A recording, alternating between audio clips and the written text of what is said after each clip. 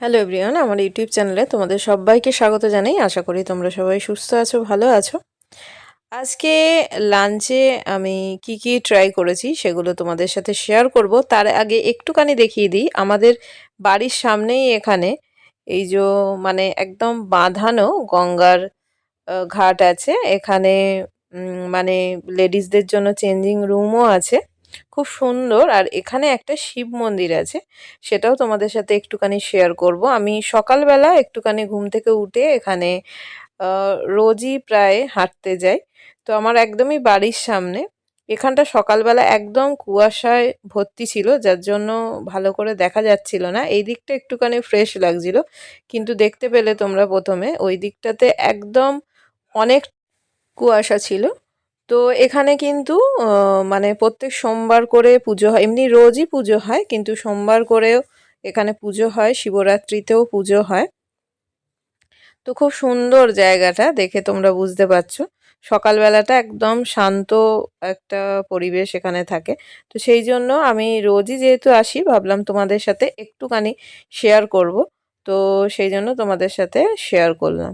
তো তারপর এবার দেখো, দুপুরবেলা এসে আজকে কি কি রান্না করেছিলাম সেগুলো একটুখানি তোমাদের সাথে শেয়ার করব। তো আজকে দুপুরে ছিল সাদা ভাত, এখানে একটুখানি পেঁয়াজ কেটে নিয়েছিলাম, আর ছিল এখানে শাক ভাজা করেছিলাম। শাক ভাজাটা করেছিলাম বাদাম আর বড়ি দিয়ে। কারা কারা এরকম শাক ভাজা পছন্দ করো অবশ্যই কমেন্ট বক্সে জানিও।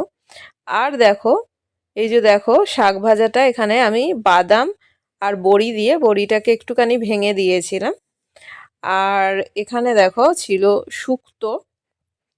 শুক্তোটা দেখো, শুক্তোর এই রেসিপিটা কিন্তু আমার চ্যানেলে আছে, কেউ দেখে না থাকলে সেখান থেকেও দেখে নিতে পারো। আর এটা ছিল মুগের ডাল, ঘন করে করেছিলাম মুগের ডাল। তো এখানে ভাবলাম পুরোটা ধরে যাবে, কিন্তু থালার মধ্যে ধরছে না। তো সেই জন্য চলো এগুলো কিন্তু আমি একটুখানি থালা থেকে বের করে বাইরের দিকেই রেখে দিই, তাহলে পুরোটা তোমাদের সাথে এখানে দেখানো যাবে। নইলে অসুবিধা হচ্ছে এখানে দেখাতে, শেয়ার করতে পারছি না। তো আমি বাটিগুলোকে বাইরে বার করে দিচ্ছি। এইখানে যেটা দেখছো এটা ছিল ফুলকপি আলুর তরকারি। এখন ফুলকপি অনেকই অ্যাভেলেবেল, তো ফুলকপি আলুর তরকারি করেছিলাম। কিন্তু এই ফুলকপি আলুর তরকারিটা কিন্তু নিরামিষ, এখানে কিন্তু এটাতে কোনো পেঁয়াজ রসুন দেওয়া ছিল না। দেখো আর কি কি ছিল, দেখো মাছ, যেহেতু অনেক তরকারি ছিল, মাছের ঝাল করেছিলাম এটা, কিন্তু আমি জাস্ট মাছটা তুলে নিয়েছি, এখানে মাছের কাই নিইনি। আর এখানে করেছিলাম আলু ভাজা, এই ঝুরি আলু ভাজার রেসিপিও চ্যানেলে আছে। এখানে আমি গোটা শুকনো লঙ্কা, কারি পাতা, বাদাম দিই, কিন্তু আজকে একদম সিম্পলভাবে করেছি। এখানে বাদাম, কারি পাতা কিছুই দিইনি, কারি পাতা যদিও ছিলও না, শেষ হয়ে গিয়েছিল। আর এটা দেখো, এটা বেগুনি, ডালের সাথে খাওয়ার জন্য এখানে বেগুনি ছিল। আর ছিল একদম এক টুকরো পাঁপড় নিলাম, আর অল্প একটুখানি চাটনি।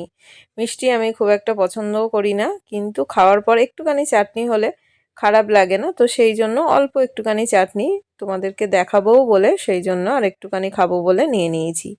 তো আজকের লাঞ্চ থালিটা কীরকম লাগলো অবশ্যই আমাকে কমেন্ট বক্সে জানিও।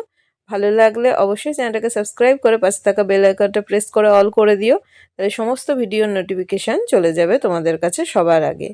তো আজকের লাঞ্চ থালি এটাই ছিল। আর এর মধ্যে তোমাদের কোনটা ফেভারিট ডিশ সেটা কিন্তু অবশ্যই জানিও। তো থ্যাঙ্কস ফর ওয়াচিং, সবাই খুব ভালো থেকো, সুস্থ থেকো, সাবধানে থেকো, টাটা।